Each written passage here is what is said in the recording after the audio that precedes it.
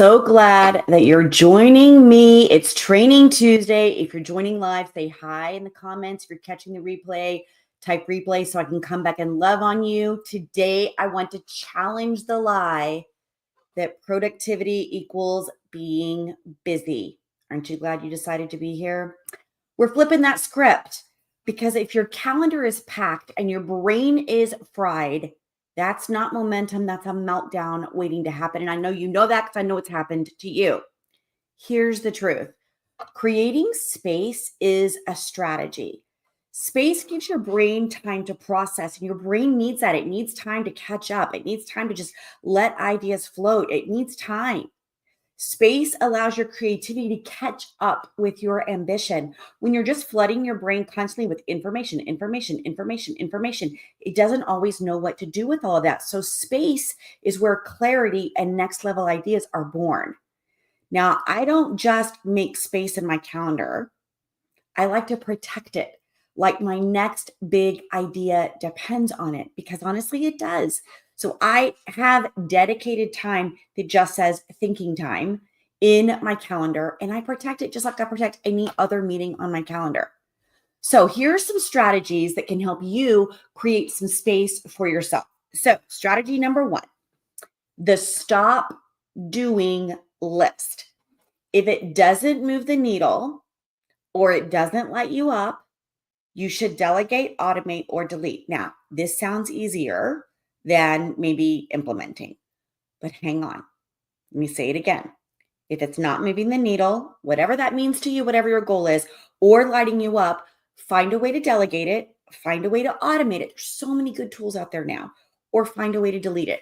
So I want you to be thinking right now, what's one thing that you're doing out of habit that maybe no longer serves you? There's got to be something. And even if it's just taking a minute, or it's taking 3 minutes, or it's taking 5 minutes out of your week or your time, that time could be suited to just thinking and being, creating space for your brain to serve you in a way that allows you to be more creative. Tip number 2 to create some space: energy mapping over time blocking. Stay with me here.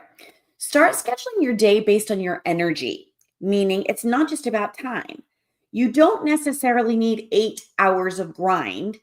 You need 2 hours of power in 25-minute chunks. This is the way that works.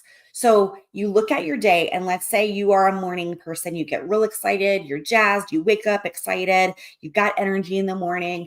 Then plan 25-minute chunks in the morning time with some break in between, and really stay focused. Turn off all your notifications. Shut the door if that's what that means. Really be in the space and move the needle. Maybe you're more of an afternoon person or an evening person. Same thing goes.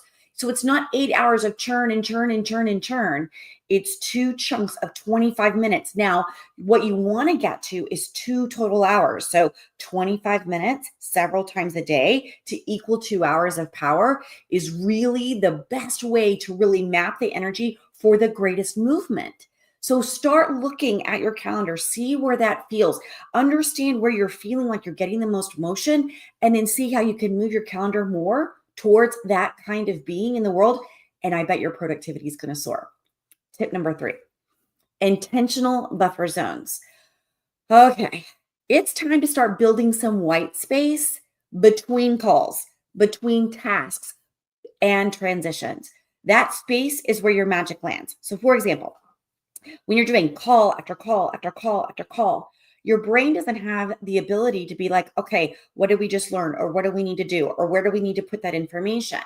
So if your calls are 50 minutes, let's say, build a 10-minute buffer.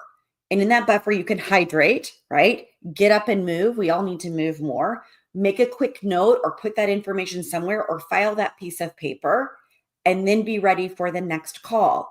When we're just doing everything back to back to back, our brain doesn't get that necessary break that it needs. And when it gets that break, it can really start processing the information. So again, what I talked about at the beginning is if you're flooding your brain all of the time, that's why you're tired all of the time, because your brain is on all of the time. You're not allowing it to reset. You're not allowing it to be creative. You're not allowing it to serve you at the best level it could. Okay, so this week, your challenge is very simple. Remove one thing from your calendar that's not aligning with your highest energy or your vision, and then use that space to dream or to rest or just to take one bold step forward, even if it's just for 1 minute. Now, hey, I'm going to drop a quick comment because some of this work is hard. I get it. And it's hard to understand how to delegate or automate. So I'm dropping a little link to a freebie in the chat right now. Go grab it. It's totally free. So it's on my website. It's kind of a hidden link though. So you'll want to see that. So it's suzannecastle.com/organize. It's got some tools to really pull this information out, get you organized so that your brain can serve you at the highest level. I'm Suzanne Castle, and I'll see you next Tuesday.